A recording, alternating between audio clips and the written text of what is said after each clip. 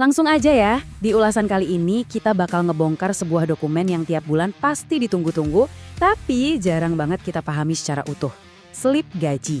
Biasanya kan kita cuma ngecek angka akhir yang masuk ke rekening kan, tanpa sadar kalau sebenarnya ada struktur hukum yang super spesifik di baliknya. Nah, hari ini kita bakal bedah abis komponen kompensasi karyawan berdasarkan Peraturan Pemerintah Nomor 36 Tahun 2021. Coba jujur deh sama diri sendiri sejenak. Pernah nggak sih Anda benar-benar neliti rincian kompensasi bulanan Anda? Tahu nggak mana yang sebenarnya upah pokok, mana yang tunjangan, dan kenapa sih harus dipisah-pisah segala?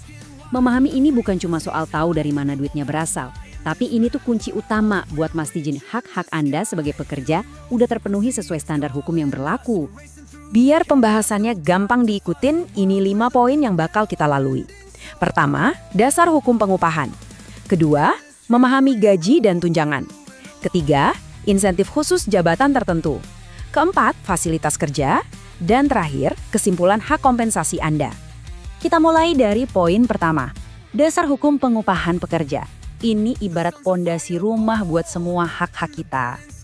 Aturan main utamanya itu bersumber dari sini. Peraturan Pemerintah Nomor 36 Tahun 2021. Ini bisa dibilang buku panduan paling krusial soal pengupahan di Indonesia, yang dibuat untuk ngasih kepastian, keadilan, baik buat kita sebagai pekerja maupun buat pengusaha. Pada dasarnya, semua angka yang ada di slip gaji Anda itu berakar dari dokumen ini. Dan kalau kita gali lebih dalam, hukum ternyata mendefinisikan upah itu jauh lebih dari sekedar transaksi barter tenaga sama uang loh. Hukum ngelihatnya sebagai elemen esensial buat mencapai standar hidup yang layak.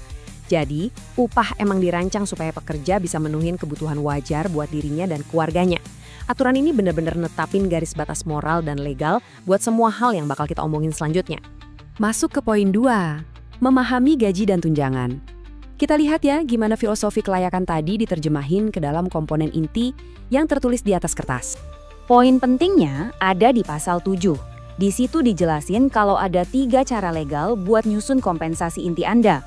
Perusahaan tuh bisa milih, ngasih upah tanpa tunjangan sama sekali, atau yang sering disebut upah bersih, atau upah pokok ditambah tunjangan tetap, atau yang paling komplit, upah pokok yang digabung sama tunjangan tetap dan tunjangan tidak tetap sekaligus.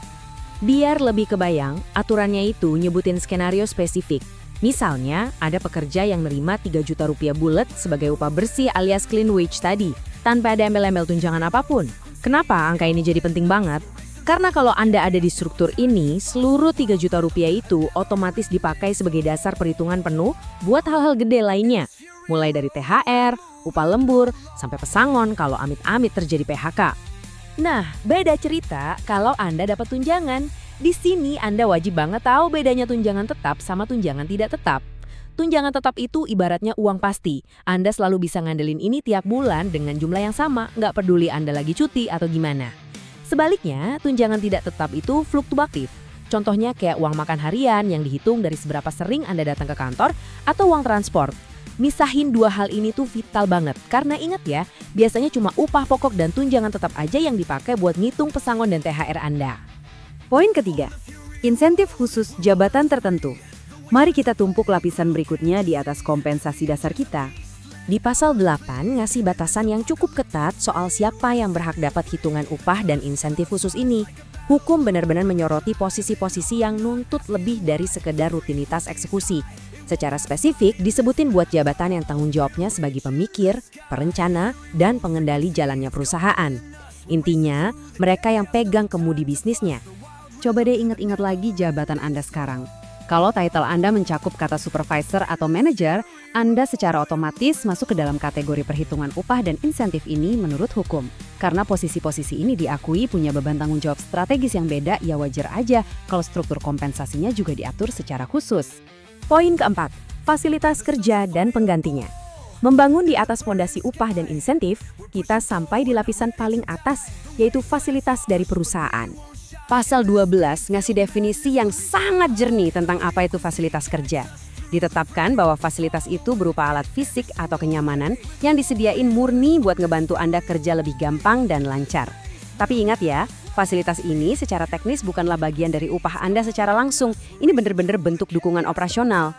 Prakteknya di lapangan kayak gimana sih? Bisa macam-macam dan aturannya juga ngasih contoh sehari-hari.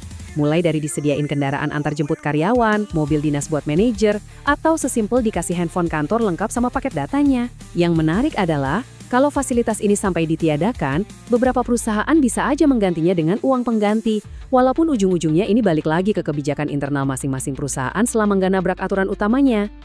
Poin kelima, kesimpulan hak kompensasi Anda. Oke, mari kita rangkum semua blok bangunan ini biar kelihatan gambaran utuhnya. Pas slip gaji Anda keluar bulan depan, coba deh ingat alur ini ya. Semuanya itu berawal dari pondasi utamanya, yaitu upah pokok. Terus ditambahin sama tunjangan apapun, entah itu yang tetap maupun tidak tetap. Setelah itu, sistem bakal ngeliat level pekerjaan Anda. Apakah Anda manajer atau supervisor yang berhak atas insentif khusus. Dan di luar nominal uang, hitung juga fasilitas berwujud yang mempermudah kerjaan Anda tiap harinya. Keseluruhan itulah yang jadi total kompensasi Anda. Sebagai penutup, saya mau ninggalin satu pertanyaan provokatif buat Anda renungin sendiri nih.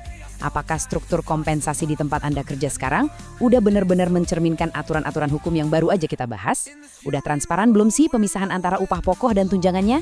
Kita memahami semua ini bukan semata-mata buat nuntut lebih loh, tapi buat mastiin kalau kita semua benar-benar kerja di atas landasan keadilan yang tepat. Sampai jumpa di ulasan berikutnya, dan ingat, selalu cermati hak-hak Anda.